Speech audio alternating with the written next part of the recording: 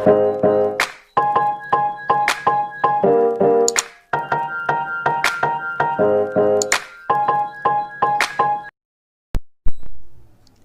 दोस्तों, आपका मेरे चैनल इंग्लिश का चस्का यानी ईकेसी में स्वागत है। दोस्तों, हम पढ़ रहे हैं आरबीसी क्लास 10th की इंग्लिश बुक का सेकंड चैप्टर भोली। इस चैप्टर के 4 भाग हो चुके हैं दोस्तों। आज हम पढ़ेंगे लास्ट पार्ट 5। तो दोस्तों, बिना कोई टाइम वेस्ट किए शुरू करते हैं। पिताजी said Bholi in a clear loud voice. पिताजी भोली स्पष्ट और ऊंची आवाज़ में बोली। And her father, mother, sisters, brothers, relations and neighbours were startled to hear her speak without even the slightest tremor. और उसके जो पिता थे, माता, बहनें, भाई, रिश्तेदार और पड़ोसी थोड़ी सी भी हकलाहट के बिना उससे बोलते हुए सुनकर क्या रह गए? आश्चर्यचकित रह गए। पिताजी टेक बैक योर मनी। पिताजी अपना पैसा वापस ले लीजिए। I am not going to marry this man. मैं इस आदमी के साथ विवाह नहीं करने जा रही। Ramlal was thunderstruck. रामलाल भौचक्का रह गया। The guests began to whisper, so seamless, so ugly and सो सैमलेस। जो अतिथिगण थे कानाफूसी करने लगे। विस्पर मीन कानाफूसी करना। क्या करने लगे? कानाफूसी करने लगे। इतनी बेशरम, इतनी कुरूप और इतनी बेशरम। भोली, आर यू क्रेजी? क्या तुम मूर्ख हो? भोली साउटेड रामलाल। रामलाल चीखा।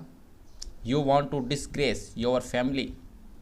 तुम अपने परिवार की बदनामी करना चाहती हो।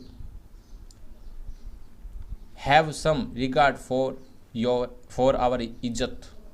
हमारी इज्जत का थोड़ा सी भी तुझे क्या है? लिहाज है।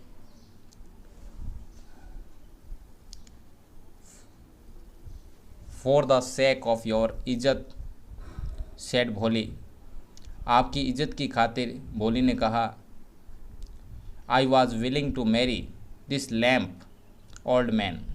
आपकी इज्जत की खातिर ही मैं इस लंगड़े बूढ़े व्यक्ति से विवाह करने के लिए तैयार हो गई थी। But I will not have such a mean, greedy and contemptible coward as my husband. लेकिन मुझे अपने पति के रूप में ऐसी संकुचित मनोवृत्ति वाला लालची और घृणित कायर नहीं चाहिए। I want, I want, I want. मैं नहीं करूँगी, मैं नहीं करूँगी, मैं नहीं करूँगी। What a shameless girl. We all thought she was a harmless dumb cow. कितनी निर्लज लड़की है। हम सब ने सोचा था कि वह एक सीधी सादी गूंगी गाय है। भोली turn violently on the old woman. Yes auntie, you are right. भोली बूढ़ी महिला की ओर उग्रता से मुड़ी। हाँ चाची, तुम सही हो। You all thought I was a dumb driven cow. आप सबने सोचा कि मैं एक बेजुबान गाय हूँ। That's why you wanted to hand me over to the heartless creature. इसी कारण आप मुझे इस क्रूर व्यक्ति को सौंप देना चाहती थी। But now the dumb cow, the storming fool is speaking. लेकिन अब यह गूंगी गाय या हकलाने वाली मूर्ख बोल रही है। Do you want to hear more? क्या आप और अधिक भी सुनना चाहती हैं? Vishambarnath the grocer started to go back with his party. जो विशंबरनाथ पंसारी ने बारात के साथ वापस जाना प्रारंभ कर दिया। द कन्फ्यूज्ड बैंड्समैन, जो बैंड के जो आदमी थे, bandsmen, thought this was the end of ceremony and struck up a closing song.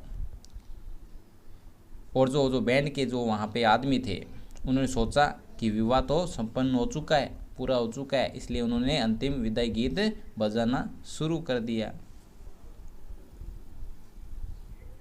Ramlal stood rooted to the ground, his head bowed low with the weight of grief and shame। जो रामलाल था वो जमीन पर गड़ा हुआ खड़ा रहा, उसका सिर दुख और लज्जा के बोझ तले झुक गया था। The flames of the scared fire slowly died down। जो पवित्र अग्नि की लपटें थी धीरे धीरे बुझ गई। Everyone was gone। सारे क्या हो चुके थे, जा चुके थे। Ramlal turned to Bholi and said, "But what about you? No one will ever marry you, no?"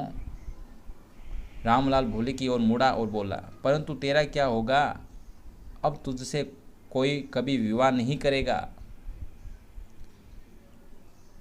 What shall we do with you? हम तेरे लिए क्या करेंगे। एंड सुलेखा, किसका नाम था सुलेखा, उस भोले का ही नाम था। said in a voice that was calm and steady। और सुलेखा शांत और स्थिर आवाज में बोली, डोंट यू वरी, आप चिंता न करें पिताजी। इन योर ओल्ड एज, आपकी वृद्धावस्था में, I will serve you and mother and I will teach in the same school where I learn so much. आपकी वृद्धावस्था में मैं आपकी और माता जी की सेवा करूंगी और मैं उसी विद्यालय में पढ़ाया करूंगी जहां मैंने इतना सीखा।